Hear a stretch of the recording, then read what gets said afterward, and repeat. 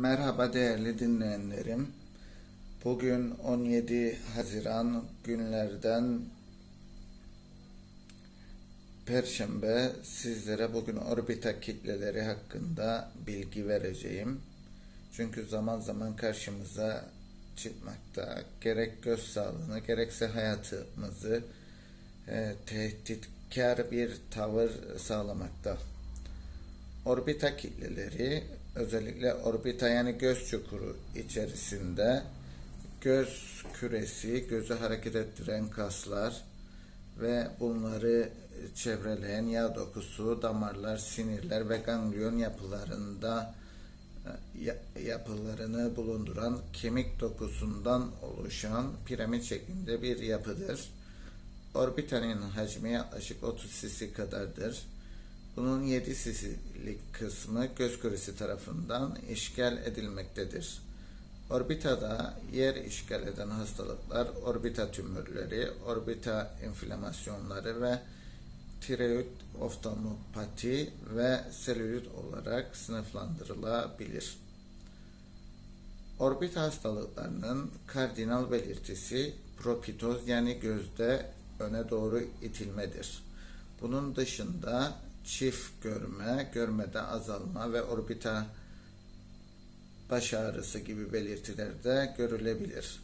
Bazı orbita tümörleri asemptomatik olup başka nedenlerle çekilen kraniyal manyetik rezonans görüntüleme yani MR ile bilgisayarlı tomografi tetkiklerinde tespit edilirler. Bazı orbita tümörleri ise hastadaki baş ağrısı nedeniyle yapılan görüntülemede saptanırlar. Özellikle bilgisayarlı tomografide sol orbitada iyi sınırlı orbita tümörü mevcut. Kitle göz küresine kompresyon yapıyor ve sol gözde propitozis izleniyor.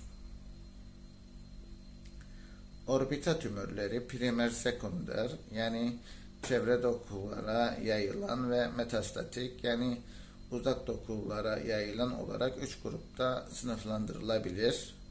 Primer orbita tümörleri damarsal yani vasküler, gözyaşı bezine ait olanlar lakrimal ve sinir dokusuna ait olanlar nörojenik, inflamatuar ve diğer tümörler olmak üzere 5 grupta incelenebilir. Orbitada yer işgal eden diğer hastalıklar orbitanın diğer inflamatuar ve enfeksiyöz hastalıkları başlığı altında değerlendirilmektedir. Primer orbital tümörleri yani orbitadan direkt menşe alan tümörler bir vasküler tümörlerdir. Bunlar nelerdir? Kapiller hemanjiyomdur daha çok gördüğümüz. Kapiller hemanjiyom özellikle çocukluk çağında orbita ve çevresinde en sık görülen tümördür. Bazı kaynaklarda ise lenfangiyom en sık görülen tümör olarak belirtilmektedir. Kapiller hemanjiyom genellikle koyu mavi kırmızı renktedir. Cilde yakın olanlar daha kırmızıya yakın, orbita içinde derin yerleşenler daha mor ve mavi renktedir. Kapiller hemanjiyom görmeyi etkilemeyen küçük bir kitle veya görme azalmasına ve kapakta şekil bozukluğuna yol açan büyük bir kitle şeklinde görülebilir. Belirti ve bulgularına baktığımızda genellikle doğumdan hemen sonra ya da bir yıl içerisinde teşhis edilir. Göz kapakları üzerinde koyu mavi mor renkte çocuğun ağlaması ile belirginleşen rengi koyulaşan bir kitle olarak görülür. Vücudun diğer bölgelerinde ise hemanjiyomlar olabileceği için ayrıntılı sistemik muayene gereklidir. Tedavisinde hemanjiyomlar genellikle 1 yaşına kadar aktif büyüme süreci gösterir. Daha sonra 7 yaşına kadar kendiliğinden geriler. Özellikle kalp yetmezliği, kansızlık ve kemik anormalliklerinin de eşlik ettiği bazı sendromların bir parçası da olabilir. Kapakta bulunan hemanjiyomların sınırı bellidir. Ancak derin yerleşimli orbita olanların MR ile değerlendirilmesi gerekir. Hemanjiyom kapağın düşmesine yol açıyor ve görmeyi engelliyorsa gerilemesi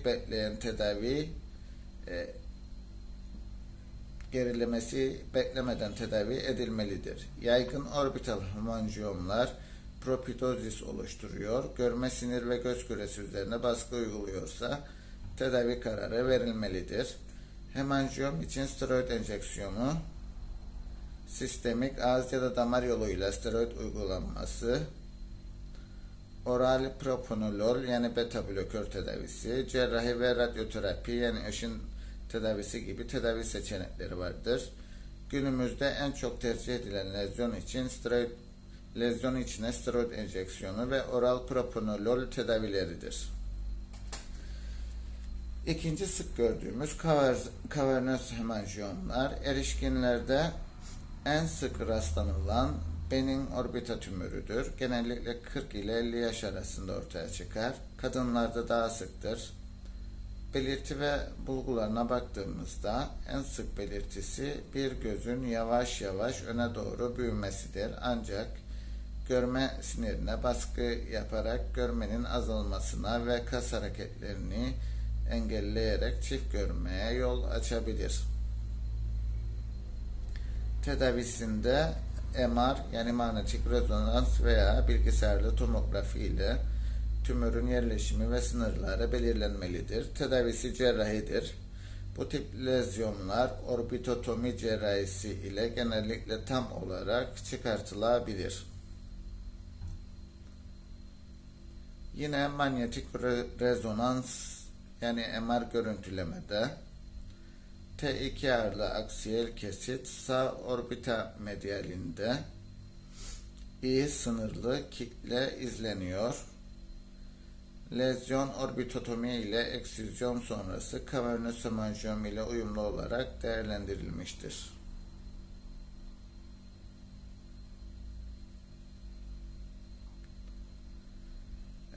Orbital kavernöz hemanjiyomu orbitotomi ile eksizyon sonrası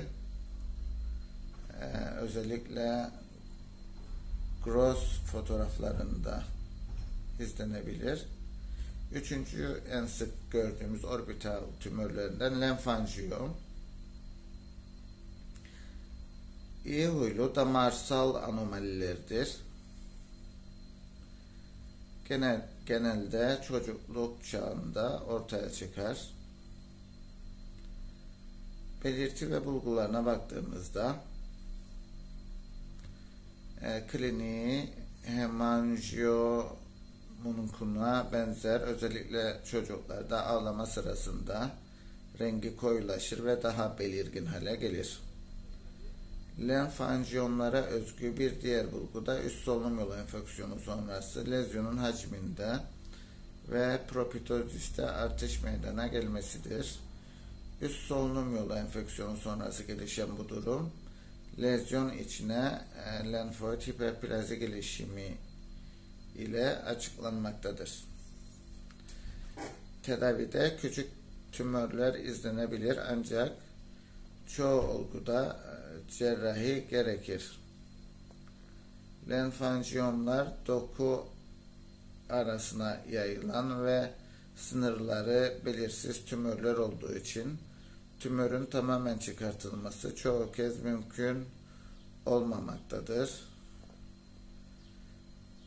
Skleroterapi yani lezyon içine sklerozan madde enjeksiyonu ile bazı merkezlerde iyi sonuçlar alındığı bilinmektedir. İkinci olarak gözyaşı bezi tümörleri, buna diğer ismi lakrimal bez tümörleri de diyoruz. İyi huylu ya da kötü huylu olabilir. Gözyaşı bezi tümörleri yaklaşık %70'i non-epitelyal, %30'u epitelyal tümörlerden oluşur. Non-epitelyal tümörler içinde en sık dakriyoadenit, idiopatik orbital enflamasyon ve diğer enflamatuar hastalıklar ve lenfomalar görülür. Epitelyal tümörler yaklaşık yarısı benign, diğer yarısı ise malindir, yani kötü huyludur. Benign epitelyal tümörler içinde en sık pleomorfik adenom ve dakriops görülür. Malign epitelyal tümörler içinde en sık görülen adenoid kistik karsinom ve daha sonra pleomorfik adenokarsinom, adenokarsinom ve mukoepidermoid karsinomdur. Gözyaşı bezi orbita içinde epitel bulunduran tek dokudur. Dolayısıyla orbita içinde gelişen her tip epitelyal tümörün lakrimal bez kökenli olabileceği düşünülmelidir. Lakrimal bez tümörleri genellikle 40 yaş ve sonrasında görülür. Ancak çocuklarda hem benign hem malign gözyaşı bezi tümörleri olabilir. Belirti ve bulgulara baktığımızda ağız ve göz hareketlerinde kısıtlılık, çift görme, göz küresinin aşağı ve içe doğru yer değiştirilmesi gibi belirtiler ve bulgular gösterir. Tedavisinde bilgisayarlı tomografi ya da MR ile tümörün boyutları ve görüntüleme özellikleri belirlendikten sonra cerrahi kararı verilir. Orbitotomi cerrahisi ile tümörün insizyonel biyopsisi yapılabilir. İnsizyonel biyopsi dakriyoadenit veya lenfoma gibi tümörlerde tercih edilir. Bazı kaynaklar insizyonel biyopsinin lakrimal bezin epitelyal tümörlerinde tümör yayılımını artırdığı ve total eksizyon yapılması gerektiğini belirtmektedir. Bu bakımdan ameliyat öncesinde lezyonun ne olabileceği noktasında bir ön tanı oluşturulması ve cerrahinin buna göre uygulanması gerekir. Lakrimal bez malign tümörü kötü prognoza sahiptir. Adenoid kistik karsinom bölgesel lenf düğümlerine ve akciğer ve karaciğer gibi uzak organlara yayılabilir. Tüm orbita muhtevasının alınması ameliyatı yani egzentrasyon gerekli olabilir. Tedaviye duruma göre kemoterapi yani ilaç tedavisi ya da radyoterapi, ışın tedavisi eklenebilir. Bayağı gözde gördüğünüz üzere yaygın tümörler görülmektedir. Diğer bir görünen orbita tümörü 3. sırada nörojenik tümörlerdir. Nörojenik tümörler optik sinir ve orbita içinde periferik sinirlerden gelişebilir. Görme sinirinden gelişen tümörler gliom yani pilositik astrositom ve menenjiyom yani optik sinir kılıf tümörü olarak gruplandırılır. Periferik sinir tümörleri ise şivanom, nörofibrom ve malign periferik sinir kılıf tümörleridir.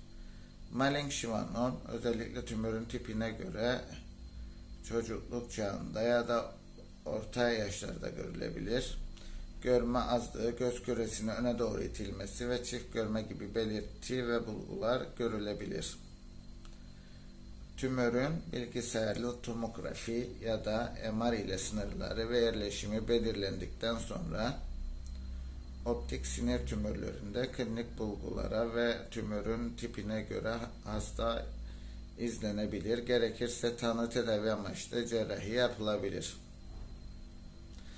Işın tedavisi veya kemoterapi uygulanabilir. Periferik sinir tümörlerinde cerrahi ile tümörün çıkartılması gerekir. Diğer bir sıklıkla gördüğümüz tümör ise pseudotümör yani idiopatik orbita enflamasyonudur. Zaman zaman bizim de başımıza gelmektedir hastalarımızda. Klinik ve radyolojik olarak orbita tümörlerini taklit eden ancak iltihabi hücrelerden oluşan birikim kitlelerdir. İdiopatik orbital inflamasyon, non-granülomatöz orbital inflamasyonlarını tanımlamak için kullanılan bir terimdir. İdiopatik orbital inflamasyonu, orbital görüntülenmesinde göz kaslarında kalınlaşma, biz buna miyozit diyoruz, ya da gözyaşı bezinde genişleme, dakriyoadenit veya orbitanın ön ve arka bölümlerinde iyi sınırlı olmayan kitle şeklinde görülebilir. Bazen sklera çevresinde enflamasyon, yani perisklerite neden olabilir. Beşinci olarak diğer tümörler diye ufak diğer tümörlerin görülebildiği gruplardan lenfomayı görüyoruz. Özellikle erişkinlerde en sık görülen primer malign orbital tümördür. Genellikle orta ileri yaş grubunda ağrısız orbital kitlesi olarak kendini gösterir. Mutlaka sistemik vücudun diğer bölümlerinde tarama yapılarak sistemik lenfomanın eşlik edip etmediği saptanmalıdır. Tedavi orbital radyoterapi, sistemik kemoterapi ya da ikisinin kombinasyonudur.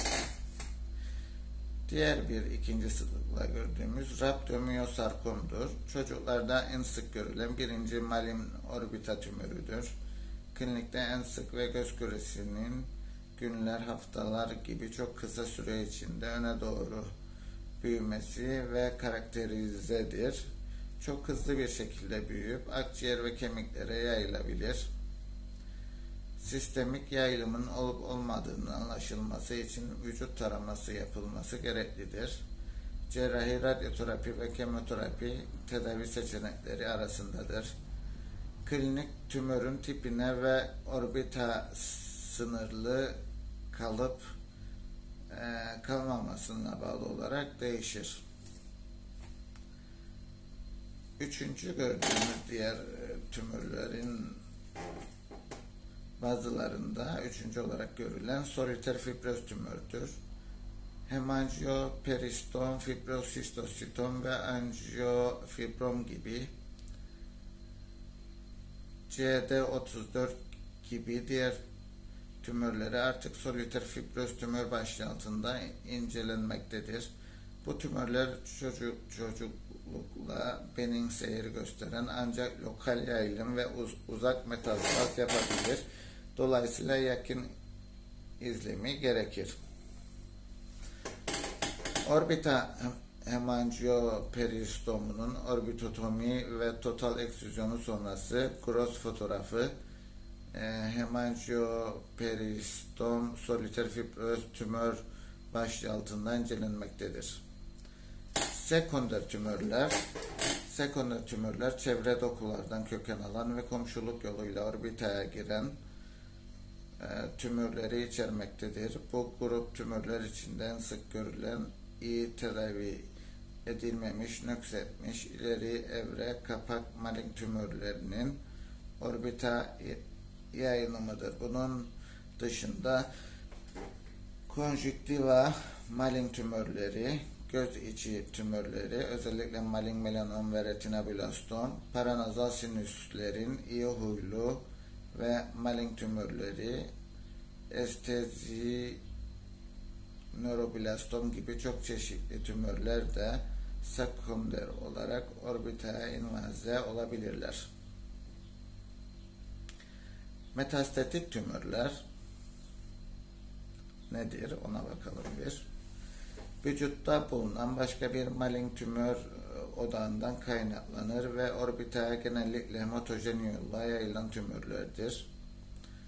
Çocuklarda nöroblastom, Ewing sarkomu gibi kemik tümörleri, Wilms tümörü, kloroma, lösemi gibi tümörler orbitaya yayılımı gösterebilir. Erişkinlerde ise meme, akciğer, prostat, cilt ve gastrointestinal, mide, bağırsak sistemi, böbrek kanserlerinde orbitayı tutabilir. Orbitanın diğer inflamatuar ve enfeksiyöz hastalıkları.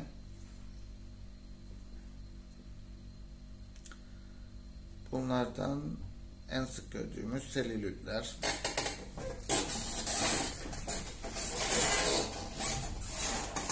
Orbita enfeksiyonu demektir. Selülit genellikle paranazal sinüziti olan kişilerde, bazen de kapakta yerleşik şalazyon, arpacık gibi lezyonlar ve kapak bölgesinde kesici travma, böcek ısırığı gibi nedenlerle gelişir. Sadece kapak dokularını tutan selülit genellikle 5 yaş altında görülür. Bu durumun tedavisi antibiyotikli damla, pomat ve antiinflamatuar ya da antibiyotikli şuruplarla yapılabilir. Kapak dokusunun arkasında orbita içinde yer alan selülit tablosu ise ciddi bir hastalık grubunu teşkil eder.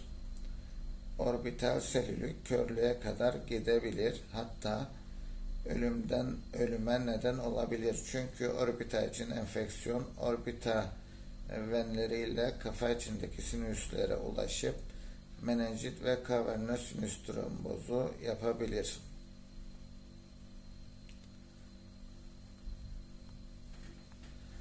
Tiroid oftalmopati özellikle tiroid bezi ile ilgili fonksiyon bozukluğu bulunan kişilerde görülen göz rahatsızlığına verilen isimdir. Tiroid oftalmopati otoimmün kökenli bir hastalıktır. Bu hastalar genellikle hipertiroiddir. Bazen ötiroid ve hipotiroid de olabilirler. Bu bakımdan tiroid fonksiyon testleri normal, hatta tiroid hormonları normalin altında olan kişilerde bile tiroid oftalmopati gelişebileceği unutulmamalıdır. Hastalığın erken aşamalarında non-infiltratif evre, konjüktivada hiperemi, ödem ve göz kapağında eritem, ödem görülebilir.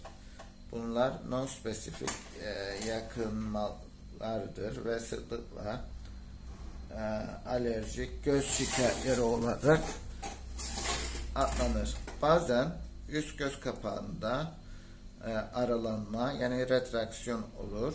Üst göz kapat retraksiyonu tiroid oftalmopatinin kardinal belirtilerindendir. Hastalar sıklıkla bunu gözde öne doğru itilme belirtisi yani proptozis ile karıştırır ve göz hekimine bu nedenle gelirler. Bazı hastalar bu evrede kalır ve ilerlemez. Bu aşamada sigarayı bırakma ve göz çevresi dokularında ödemi azaltacak bazı genel önlemler dışında bir tedavi